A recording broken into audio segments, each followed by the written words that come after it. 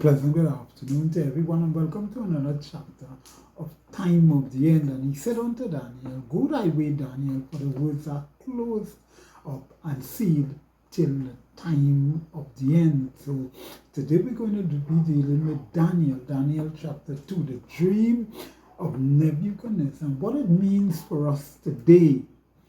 And so we will look at this, and I want to speak about it a while because this is very critical in understanding biblical prophecy as it relates to the end time. So before we get into the word, we discuss what had happened. The children of Israel did go into exile into Babylon around 606, 605 BC. And so Jerusalem was destroyed, and they went into exile into Babylon. And some of the people that went in was Daniel and Shadrach and Meshach and Abednego. And we know some stories or the accounts of what took place in Babylon. And so as they went in, Nebuchadnezzar, the king of Babylon, had a dream. And he could not remember the dream, and he called for the astrologers and the soothsayers and the Chaldeans to come, the wise men of Babylon, to come and to interpret this dream for him. But none of them could interpret the dream. Why? Because Nebuchadnezzar said, I have forgotten the dream. I cannot remember the dream.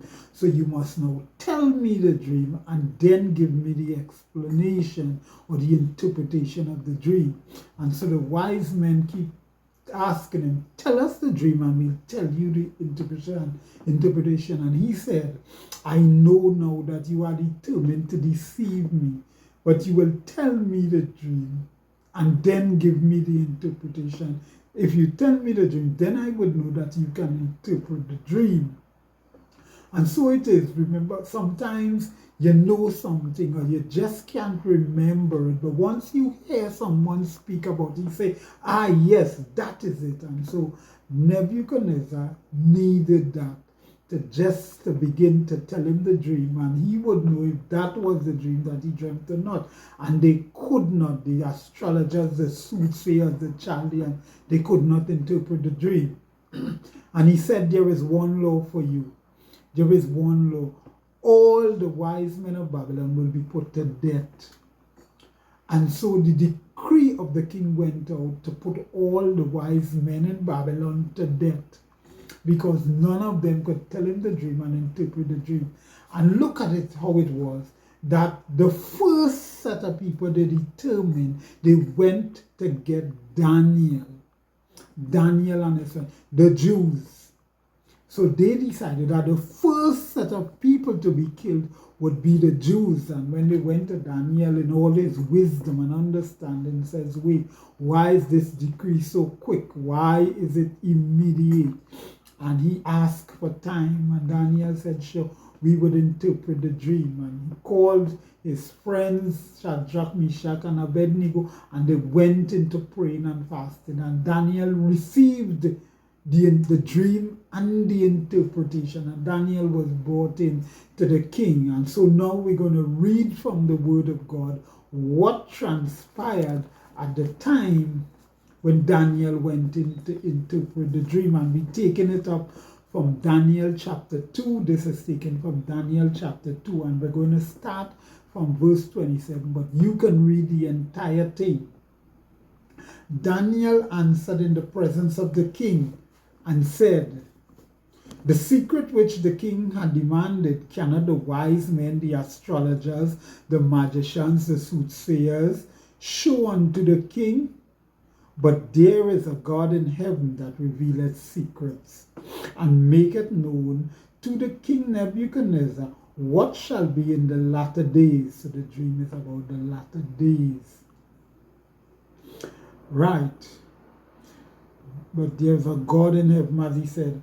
And this is the dream, verse 29. As for thee, O king, thy thoughts came into thy mind upon thy bed, what should come to pass hereafter. And he that revealeth secrets maketh known to thee what shall come to pass. But as for me, this secret is not revealed to me, for any wisdom that I have more than any living. But for their sakes that shall make known the interpretation to the king, and that thou mightest know the thoughts of thy heart. Thou, O king, sawest, and behold, the great image, this great image whose brightness was excellent, stood before thee, and the form thereof was terrible. This image's head was of fine gold, his breast and his arms of silver, his belly and his thighs of brass, his legs of iron, and his feet part iron and part of clay. Thou sawest still that a stone was cut out without hands, which smote the image upon his feet that were of iron and clay, and brake them to pieces. Then was the iron, the clay, the brass, the silver, and the gold broken to pieces together, and became like the chaff of the summer threshing floor, and the wind carried them away, that no place was found for them. And the stone that smote the image became a great mountain and filled the whole earth. This is the dream, and we will tell the interpretation thereof before the king. Thou, O king, this is the interpretation. Thou, O king, art a king of kings. For the God of heaven has given thee a kingdom, power, strength, and glory. And wheresoever the children of men dwell, the beasts of the field and the fowl of the heaven had he given into thy hand, and had made thee ruler over them all. Thou art the head of gold. And after thee shall arise another kingdom inferior to thee, and another third kingdom of brass, which shall bear rule over all the earth.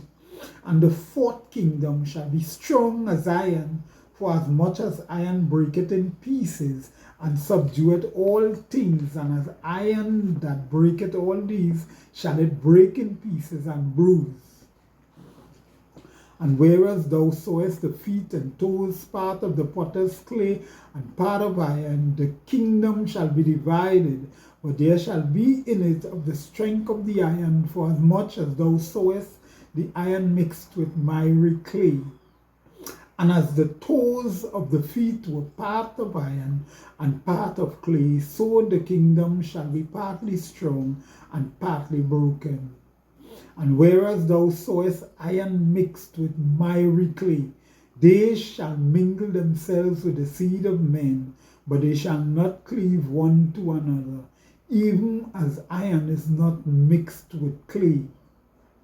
And in the days of these kings shall the God of heaven set up a kingdom which shall never be destroyed, and the kingdom shall not be left to other people, but it shall break in pieces and consume all these kingdoms, and it shall stand forever. And what is this dream? He dreamed a great image, and the image was the head of gold, and the head of gold was Babylon, and the king of Babylon, Nebuchadnezzar.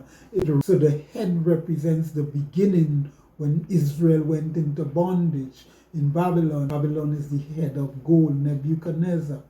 And then there was another kingdom, the Medes and the Persians, Media and Persia. The Medes and the Persians are the second kingdom, and notice it was from the shoulder, so there is two arms, and that's why there is two arms representing the Medes and the Persians, what they call Media Persia Empire. That was the second empire. And then we go down to the torso, the belly, going down to the loins area, and all that area was the third kingdom, the kingdom of brass, which was Greece, which represented Greece. And the fourth kingdom, which was the Iron Kingdom, which Daniel said was dreadful and terrible. And that kingdom ran straight down to the end. While he spoke about the Iron Kingdom, then he went down to the feet that is mixed with iron and clay. Now we don't know, the word doesn't give a clear indication as to who is the clay. But whenever you must solve a problem, you move from the known to the unknown. And what we know, that iron represents Rome, the Roman Empire. And therefore, the Roman Empire runs straight down, while it goes straight down all to the calves, down to the ankle. But the word of God says it also goes straight down to the feet, even onto the toes. So we are looking at a power coming out of the Roman Empire that rules or has some form of authority right down to the end. So if we didn't know who is the iron, then all we have to do is look at who the iron is mixing with. And one of the things all these great empire has in common, they all persecute the woman, which is Israel. So all of them would bring Israel under bondage, and all of them would seek to persecute the nation of Israel, Jacob, the seed of God in the earth. And so we've got to look at who from Rome, a power out of Rome, or the Roman Empire itself, is joining forces with to persecute Jacob. The seed came out of Isaac, Jacob and Esau. But in Malachi, God says, Jacob I love, but Esau I hated. And this was the dream of Nebuchadnezzar. He saw all of history. And when we cannot understand all the mysterious things of the book of Revelation, we surely can understand this image. It is a simplified version. It's as if God has given us a panoramic view of everything. And as you go to the book of Revelation and other areas in Daniel, it breaks down and we get a lot more details. But even if you don't know and cannot understand all the details, you can definitely understand this image, that it is Rome mixing with another power to destroy and to persecute the seed of God. And this started at the time when the children of Israel went into exile, into Babylon. And next time we're going to go into Daniel chapter 7 and we'll read a bit more about these four kingdoms, these four beasts, as Daniel had seen another vision which gives you a lot more detail. But I want us to understand that we are close to the end. We speak about the toes, the 10 toes. And as we go in the book of Daniel, we will realize that the fourth kingdom, which is the Roman Empire, the Iron Kingdom, which is dreadful and terrible, they stamped the residue with its feet. And on more than one occasion, he mentioned, is stamped with the feet. And so this iron, as it is clearly stated, runs down to the very feet and onto the toes to the very end, until the time when that stone will fly from heaven and will hit the foot of this thing and break in pieces this entire thing, this entire image, and the kingdoms of the world would fall. And God would establish his kingdom, even as it had started on the cross with the death, burial, and resurrection of Jesus Christ. As I've said over and over, that 2026 is coming, and it's a time of great trouble for the children of Israel. God and Christ had his 7-year period. Lucifer wants to have his 7-year period. He wants to be just like God, and therefore he has a plan. There's a plan up to reverse engineer the last 7 years of Christ's life on earth. When everything that was done, Lucifer intends to have it undone. Everything that represents Christ, that represents Israel, that represents Jacob, he's determined to erase it. And we are looking at the erasing of these facts even at this time. But watch and pray. Beloved, believe not every spirit, but try the spirits whether they are of God or not.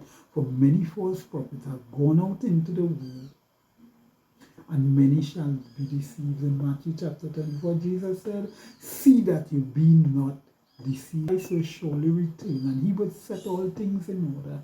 But make sure that it is not too late for you and I. Said, I am the way, I am the truth, and I am the life.